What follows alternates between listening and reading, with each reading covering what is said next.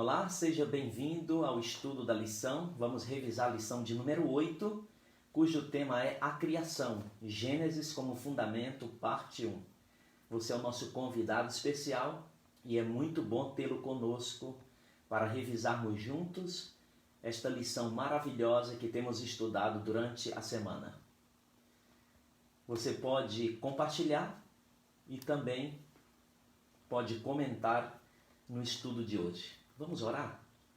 Querido Deus e eterno Pai, muito obrigado por teu amor, por tua graça e pela misericórdia para conosco. Abençoa agora o momento que estudaremos a Bíblia, que o teu Santo Espírito fale com cada um de nós, ensinando-nos e orientando-nos. Em nome de Jesus, amém. Ok, eu quero começar com um texto bíblico que está em Colossenses, Epístola de Paulo aos Colossenses, capítulo 1 e o verso 16, que diz: Pois nele foram criadas todas as coisas, no céu e sobre a terra, as visíveis e as invisíveis, sejam tronos, sejam soberanias, quer principados, quer potestades. Tudo foi criado por meio dele e para ele.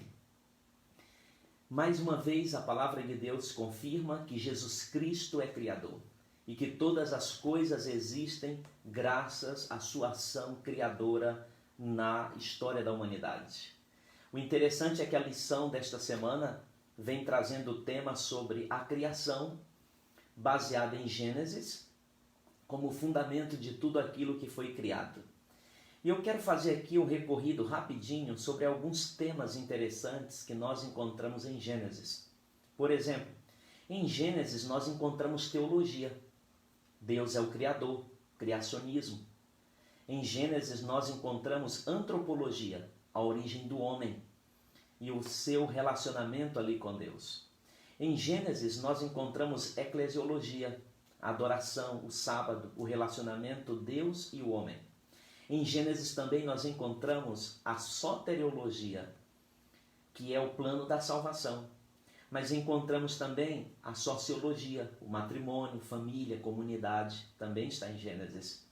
A cosmologia, o surgimento do universo. A cristologia, o descendente da mulher ali apontando para Jesus Cristo.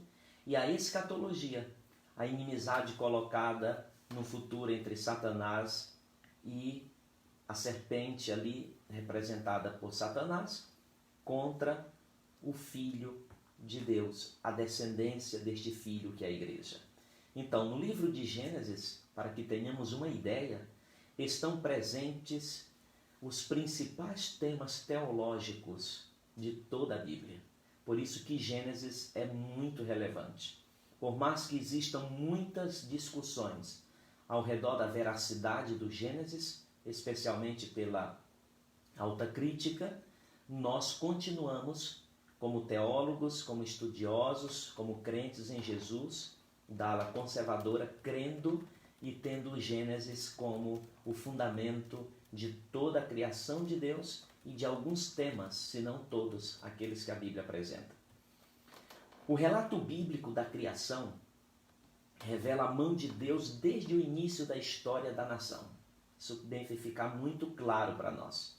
Quando lemos o texto para memorizar em João 1:1-4, que diz: No princípio era o Verbo, e o Verbo estava com Deus, e o Verbo era Deus, ele estava no princípio com Deus. Todas as coisas foram feitas por intermédio dele, e sem ele nada do que foi feito se fez. A vida estava nele, e a vida era a luz dos homens. Há uma conexão entre esse texto e Gênesis 1:1, quando diz: No princípio criou Deus os céus e a terra. Do mesmo jeito, João 1:1 começa, né? No princípio era o Verbo. O verbo aqui vem do grego logos, significa palavra. Jesus é o Verbo de Deus. Jesus também é a palavra. Ok? E aí diz que ele era Deus, ele estava com Deus e tudo foi feito por meio dele. Então esse texto nos dá a fundamentação para a existência de Cristo como Deus, a sua divindade, como também o seu papel na criação como Criador. E tudo que foi feito existiu por intermédio dele. A vida estava nele, ele era a luz dos homens. Ou seja, aqui existem algumas provas de que Jesus é Deus e Criador, mas também nos mostra que toda a divindade participou de maneira ativa na criação. A veracidade bíblica e teológica da criação e demais temas apresentados no Gênesis é confirmada ao longo de toda a Bíblia. A verdadeira compreensão bíblica que nós precisamos ter parte de uma aceitação do Gênesis. Não há como rejeitar o Gênesis e dizer que compreende-se toda a Bíblia. É preciso começar do começo, do início, do princípio.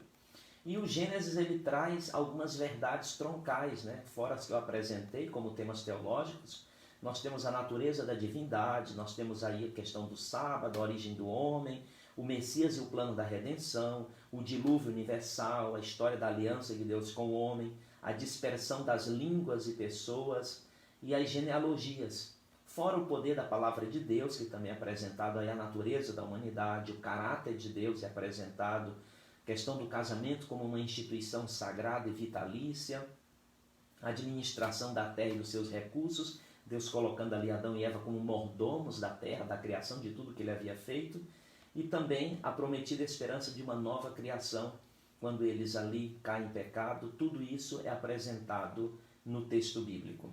Os principais temas doutrinários da Bíblia, eles estão registrados no livro do Gênesis. Por isso que devemos acreditar que ela é a palavra de Deus e que tudo que está ali registrado na Bíblia está para o nosso bem, para o nosso crescimento espiritual.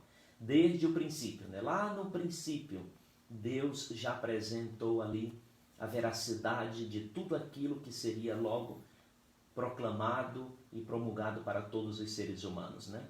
Quando nós lemos Gênesis 1:1, por exemplo, além da existência eterna de Deus, nós vemos também a verdadeira e única origem de tudo que foi criado, ou seja, tudo se originou em Deus a partir de Deus, né?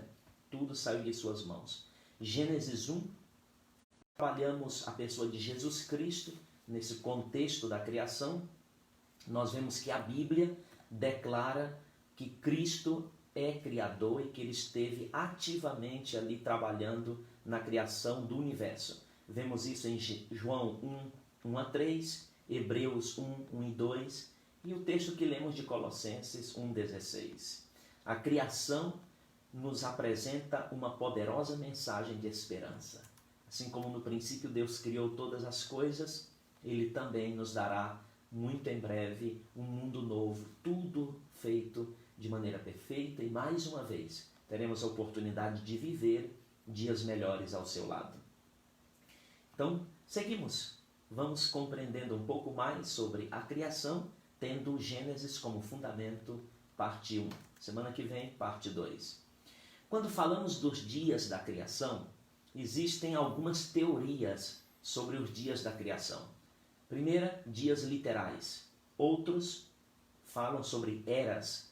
E uma terceira teoria seria a teoria de milênios, né? Então a criação foi feita, melhor dizendo, em eras. Ali não são dias literais, mas são eras. Outros dizem que são milênios.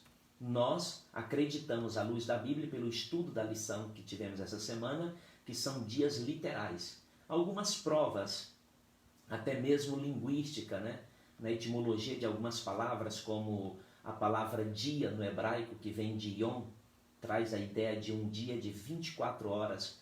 A própria expressão tarde manhã no hebraico, que se diz ereb boker, quer dizer também dias literais de 24 horas. E você vai ver isso em Gênesis 1:3-5, e a comparação que nós podemos fazer com Êxodo, capítulo 20, verso 8-11, que apresenta ali o dia de sábado como dia de guarda. Se fosse ali eras ou milênios, nós tínhamos que passar 6 eras e 6 milênios trabalhando para depois descansar na 7ª era ou no 7º milênio, que seria o dia do Senhor. Então, tanto a literatura bíblica quanto a etimologia dessas palavras e algumas expressões encontradas na Bíblia apresentam como fundamentação esta compreensão comprovada biblicamente de que são dias literais. No hebraico, nós temos todo este aparato e esta fundamentação que nos ajuda e nos lança sobre esta crença de dias literais. Respeito, compreendo que você pode ter uma outra compreensão, mas nós ficamos com o que está no assim diz o Senhor, tá bom? O ensino evolucionista, por exemplo, ele é ilógico em algumas circunstâncias, em sua fundamentação. Algumas coisas que não conseguimos comprovar e provar pelos ensinos evolucionistas. Porém, é gratificante olhar para a Bíblia e ver como ela é fiel e verdadeira ao apresentar aí o tema da criação. E aí ficamos com o criacionismo. Quando falamos do tema do sábado conjugado com a criação, nós entendemos que a verdadeira adoração a Deus é aquela que reconhece a Ele como Criador e Senhor. E o sábado, este descanso semanal, nos leva a essa compreensão de que Deus não só é Criador, mas Ele é Senhor. Por isso que quando Ele termina a criação, e aí o texto bíblico vai dizer, tendo Deus terminado a sua obra no 7º dia, possivelmente você já ouviu muito que Deus terminou sua obra no 6º dia, mas o 7º dia está incluído ali na criação, no sentido de que Ele criou aquele dia para o nosso descanso. E 3 ingredientes interessantes são encontrados no dia de sábado, que não são apresentados nos outros dias anteriores, quando o texto diz em Gênesis 1, houve tarde de manhã o primeiro dia, houve tarde de manhã o segundo dia, assim sucessivamente. Você vai ver que quando se fala do sábado, Gênesis 2, 1 a 3, Deus ali coloca 3 ingredientes que nos outros dias não aparecem, que fazem dele um distintivo, um dia separado para adoração. O descanso, você vai ver também ali a bênção, Deus abençoou o 7º dia, e a santificação, Deus o santificou. O sábado, ele tem o selo de qualidade dado por Deus para ser dedicado à sua adoração. A semana da criação, ou o ciclo semanal que nós encontramos, é concluído com o sábado. O sábado ele fecha a semana da criação e fecha também esse ciclo semanal da criação. Na mensagem do primeiro anjo, lá de Apocalipse 14, 6 e 7, nós vamos ver um lembrete sobre o dia do sábado, quando o autor, João, na mensagem apocalíptica, apresenta a questão da criação, e adorar aquele que fez o céu, a terra, o mar e tudo que neles há. Biblicamente falando, o sábado é o único dia santo que deve ser dedicado para adoração. Tudo nesta terra gira em torno da adoração. E o sábado é um ponto decisivo no contexto dos últimos dias. Adorar a Deus no sábado implica aceitá-lo e reconhecê-lo não só como Criador, mas também como Senhor e Salvador da sua vida. E assim como o sábado tem uma conexão com a criação, há outro tema também em Gênesis que tem uma conexão muito íntima com a criação, que é o tema do casamento. Uma instituição divina criada por Deus para o bem-estar da humanidade, para a multiplicação da raça, e assim Deus ia se manifestando através desta construção que representa muito bem a relação que Deus quer ter conosco, uma relação familiar. O interessante é que assim como o sábado é uma instituição divina desde o Gênesis, o casamento também. E essas duas instituições, elas são muito bombardeadas hoje pelas artimanhas de Satanás. Hoje você pode guardar qualquer outro dia. Qualquer dia pode ser um dia santo. É bem verdade que todos os dias são santos porque foram criados por Deus e separados para o homem. Mas o sábado é santo pelo fato de ter sido separado para a adoração a Deus e o bem-estar do homem com Deus. E ali vimos que ele tem essas características que os outros dias não possuem, que é o descanso, a bênção e a santificação. Já quando falamos do casamento, nós entendemos que o casamento é uma instituição sagrada. E hoje existem muitas distorções e outras propostas, além da proposta bíblica de um casamento hétero, entre homem e mulher. Você vai ver inúmeras propostas de casamento hoje no mundo. Você pode casar até mesmo por um mero contrato, não precisa de um compromisso ali tão firmado, tão sério. Mas a Bíblia continua mantendo a sua visão, a sua posição e a sua proposta de que o casamento é entre homem e mulher e o casamento deve ser para sempre. Uma instituição sagrada, criada por Deus para o contexto do homem e da mulher. mesmo diante das mudanças humanas, o casamento continua mantendo o posicionamento bíblico. Ainda hoje vemos e continuaremos vendo casamentos entre homem e mulher. Então, quando você lê lá em Gênesis 1, 26 a 28, Gênesis 2, 28, Gênesis 2, 18 e 21 até o 25, você vai ver que esses textos, eles ensinam qual é o ideal de Deus para o casamento. E aí que seja entre um homem e uma mulher, pois só assim pode haver a multiplicação da raça. Porque um dos propósitos, não é o único, mas um dos propósitos de Deus para o casamento era a multiplicação da raça. Então essa multiplicação, ela até hoje, até mesmo falando no campo da genética e tudo mais, dos avanços tecnológicos, dos avanços científicos, somente uma relação entre homem com mulher pode haver essa multiplicação e existência da raça.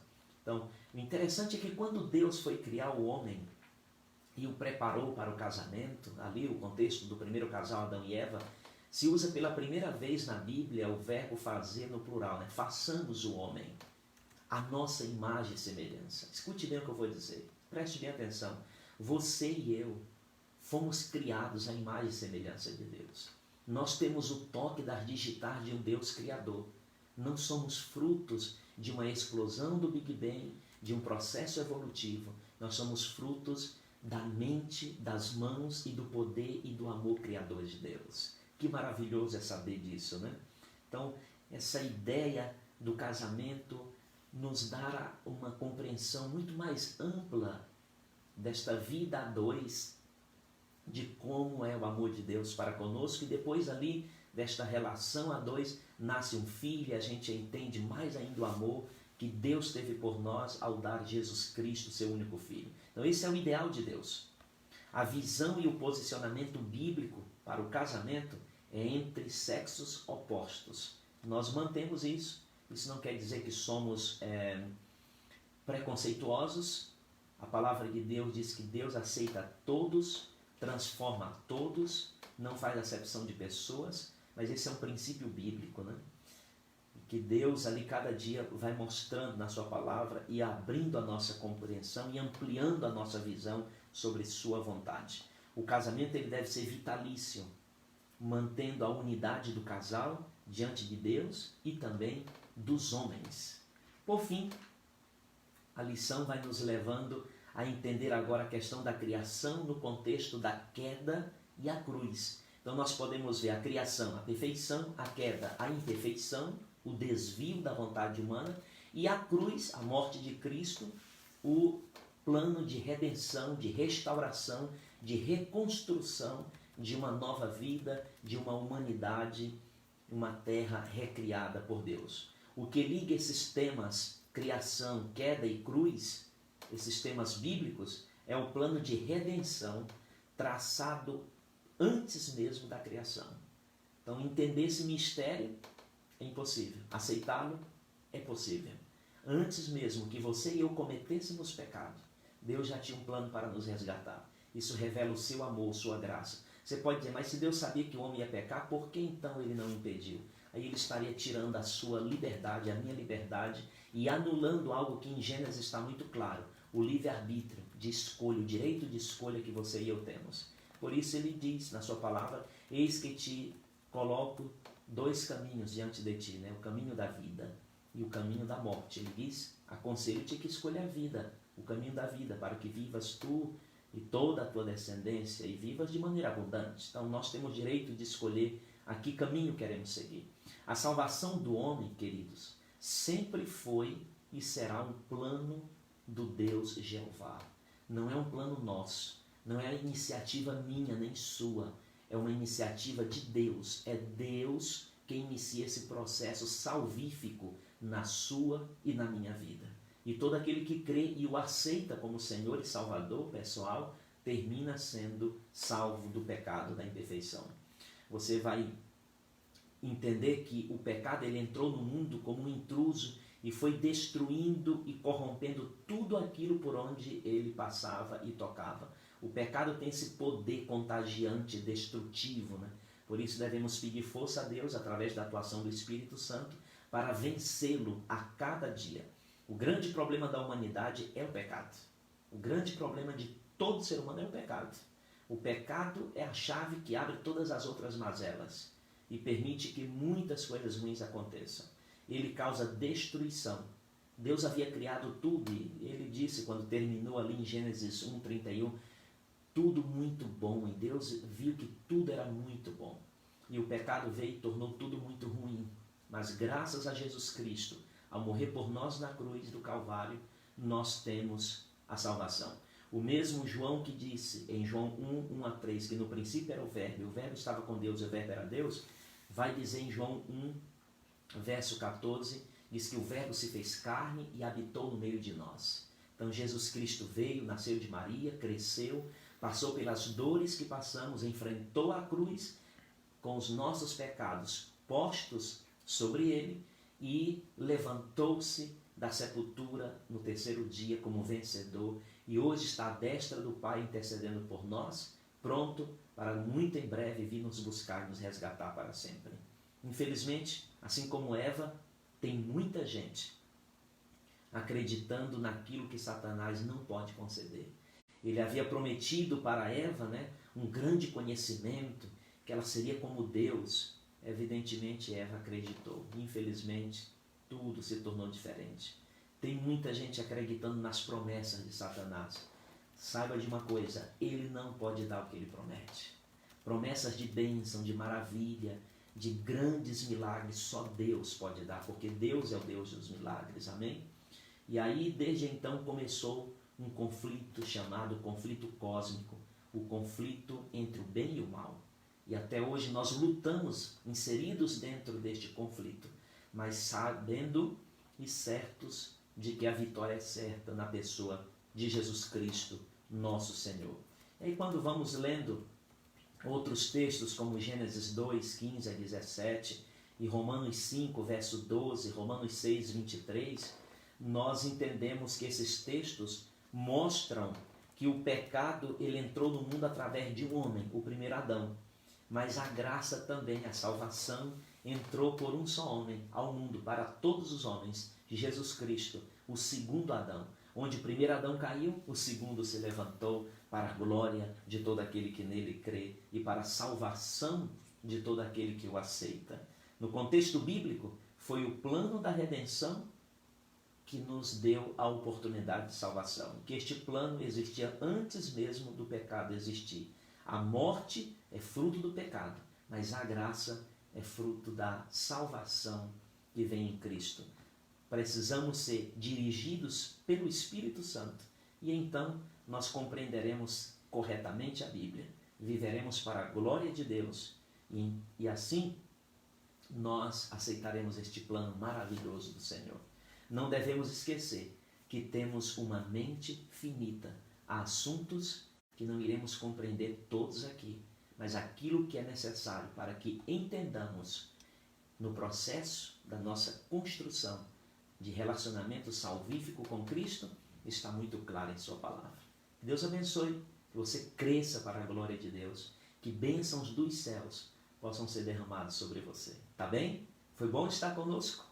Que bom. Então, eu te peço, compartilhe esse estudo para que mais pessoas possam compreender sobre o tema da criação fundamentado no Gênesis. No princípio, criou Deus os céus e a terra.